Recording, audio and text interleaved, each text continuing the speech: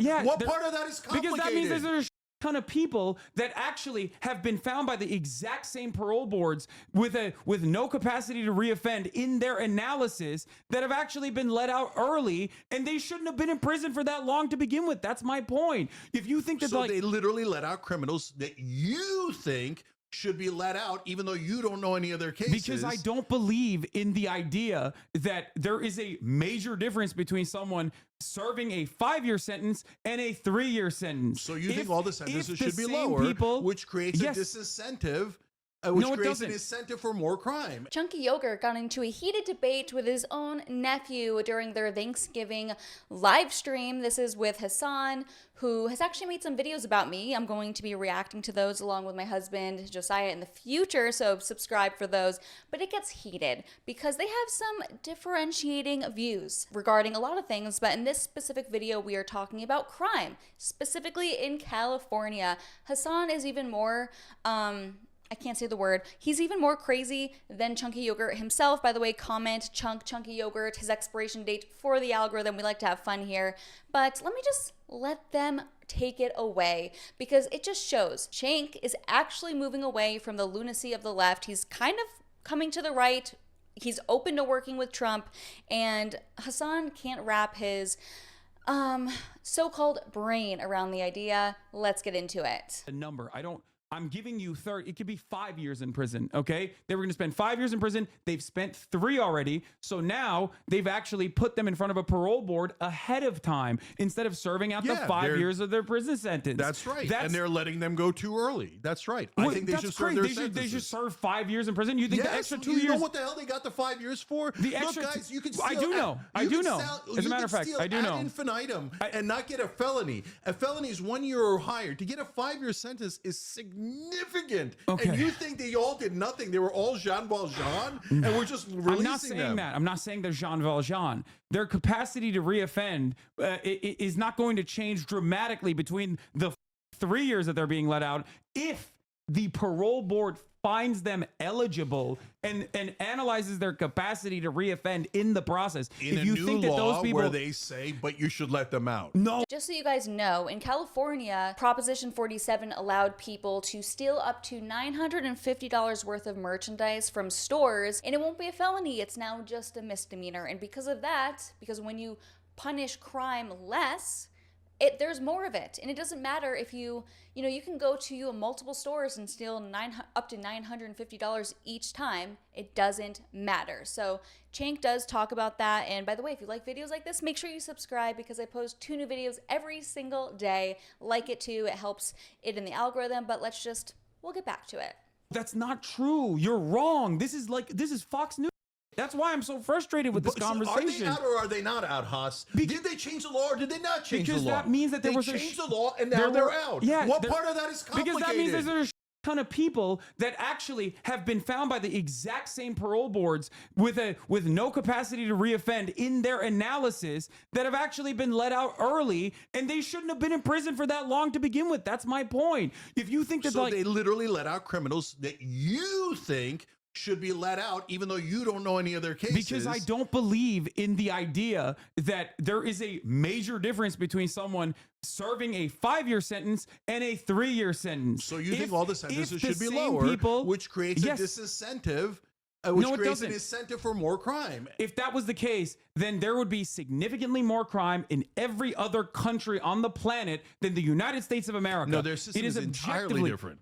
You're why talking is it about entirely one different? portion of their system when their system is 100% different than ours. If you said to me, let's go to the Norwegian model, I'd say yes in a second. Okay. And that but you're pushing the country in as a massive progressive online commentator. You're pushing. Did he just call Cenk fat?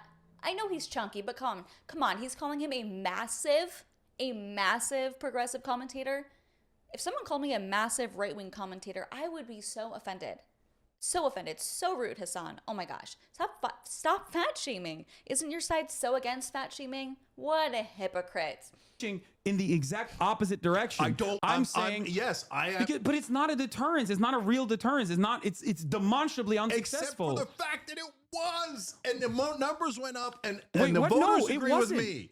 No, and the voters agreeing with you doesn't matter. We're looking at the actual. We're looking at. So you think all the Democratic voters are wrong, even though the numbers prove that they are right? Democratic voters voted for recidivism. Repeat offenders are no big deal. Democratic voters in the primary process voted for Joe Biden. Democratic voters voted in the primary process for Joe Biden. Do you think that the country would be worse off without Medicare for all or not? So Haas, there is both of those. We talked about this already. Both the reality and the narrative have an effect. Okay. So sometimes the narrative that is wrong pushes things over the edge and makes a difference. And so that's why the Joe Bidens of the world win, because they have overwhelming propaganda in the primaries. In this case, but you don't think there's overwhelming propaganda in terms of being... Let me finish. In this case, you're saying, oh, it's the same kind of propaganda, right? Yes. It doesn't actually exist, but we their minds, and then they think that it exists when it's poor people who just are innocent and angels, didn't do anything wrong. But all the people in the Democratic Party in California, let alone the Republicans, all got brainwashed into thinking that there's real crime when there isn't. But you're wrong on the facts. So both things are true. I'm not wrong on the facts. I hate a day where I have to agree with Chunky Yogurt. What does the world come to? I'm not. You, like, the reason why we hyper focus on retail theft is specifically because it is one that I have, like, extensively done research on. Okay, that's the reason. Good for you. Do you want a freaking medal? I'm sure if I were to look at all the other data that you're giving me, that I could probably figure out exactly what's going on and the way that data is massaged as well. Okay, but having said that, I fundamentally, on first principles, disagree with you that the solution to crime is more prisons, more jail, more locking up people, and the proof is the American system. It's not binary, Haas. It's not either more prisons or less prisons, shittier prisons or nicer prisons. It depends. What are we doing? It depends. Is it a misdemeanor? It depends or is at it the a end of the felony? day. Is it smoking marijuana? It depends. Or is it doing meth in public next to high school kids and junior high school kids? It depends on the material conditions, Cenk. That's it. It depends on social safety nets. That is what it depends on more than anything else. And you and I agree on this. And it saddens me to see that you have, like, given up hope, understandably, that we will ever solve the underlying material problems. So now you're just trying to burn the candle on the other end. You can do both. No. Just because, first of all, you're not even doing either. So we're not changing any of the material conditions. The corporate Democrats and the corporate Republicans have us all, right? All they do is funnel money to the rich and to the corporations. We agree on that. So we're not actually fixing any of the fundamental problems. But in the meanwhile, since we haven't fixed the fundamental problems, crime has risen. And your response to that is, maybe we'll fix the underlying problems decades from now. But in the meanwhile, I'm going to let the guy out. And I'm saying, in the meanwhile, it is what he's saying, though. It precisely is. I am not going to let the guy out. That's not what I'm saying. I'm saying that our prison structure and the way that we look at crime in America, culturally speaking, and in the way that we have written legislation is far more draconian. We're the #1 country for incarceration on this planet. It's worse than China. It's worse than Russia. Okay? That is a fact. That is an objective fact. You are looking at a system where America is 4% of the entire globe's population, but houses 25% of the entire globe's incarcerated population, and saying we need more of that. Listen, Hasan, when punishment for crimes goes down, crime increases. So what do you want? And by the way, I'm not like a big pro-prison, pro-cop kind of gal. I'm not. I don't like the cops. I don't like the government. So, of course, I don't like cops by extension because they are a part of the government. So I kind of see his point, but he has to understand how... I know he's not stupid, okay? I know how incentives work. When there's less punishment or rewards for a certain action, you're going to get more of it. When there's more punishments or disincentive for a certain action, you're going to get less of it. It's that simple that even my small female so-called brain could understand that. So he should too.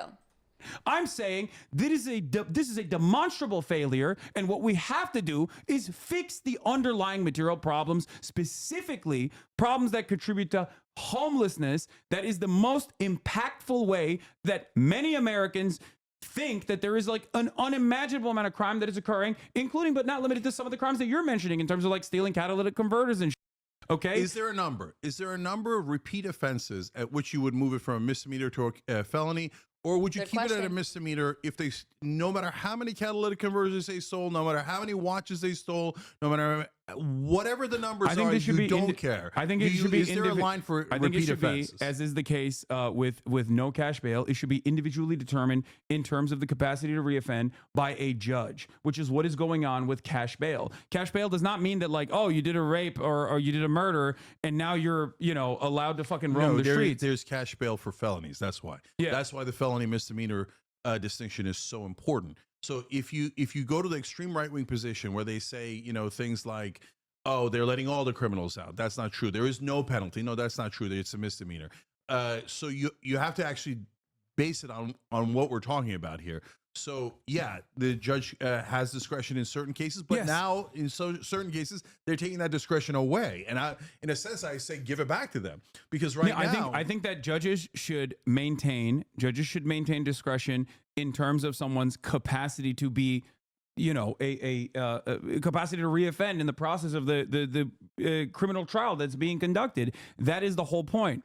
The reason why But you were taking discretion away when you said you cannot charge them for a felony if it's under $950, period. No matter how many times they do it, you cannot charge them as a felony. And what I'm saying is, no, you should be able to charge them as a felony. And as a blanket rule, I don't mind the number 3. If you've done it 3 times, it wasn't an accident. the reason why you and I have a disagreement over whether or not this is as pressing of a problem is because I think you're being primed by what you are seeing around you and factoring all of that in together to say crime is completely out of control. Wow. He says, yeah, I think you think this because you're actually looking at what your eyes tell you and show you, and not just what the statistics that also prove our point, but not what the progressives want you to think. How dare you look and interpret the situation at hand with your own eyes? This is what progressives hate. They don't want you to actually use your eyes to figure out what's going on. They want you to just blindly trust these so-called experts, which, by the way, I'm a top mental health expert. If you didn't know, now you know. It's true. Anyways, they don't want you to believe your own eyes. Your lying eyes, they say. And if you think that you know things because of what you've seen, nope, you're actually just privileged. And you should trust all of their so-called elitist expert opinions, which, of course, my audience is way too smart to fall for that BS. By the way, thank you so much for watching today's video. I'm going to cut it off here. I'll probably have some more reaction videos to this like 3-hour, almost 4-hour live stream. It was good. So subscribe, get ready for that, and make sure you like the video on the way out. Comment an orange heart if you made it to the end of the video. You guys are the best. It helps boost the video and the algorithm, and I read all the comments and I respond to a lot. If you become a member, I definitely respond to every single comment you do. So yeah, thank you guys so much. I'll see you guys next time. Bye.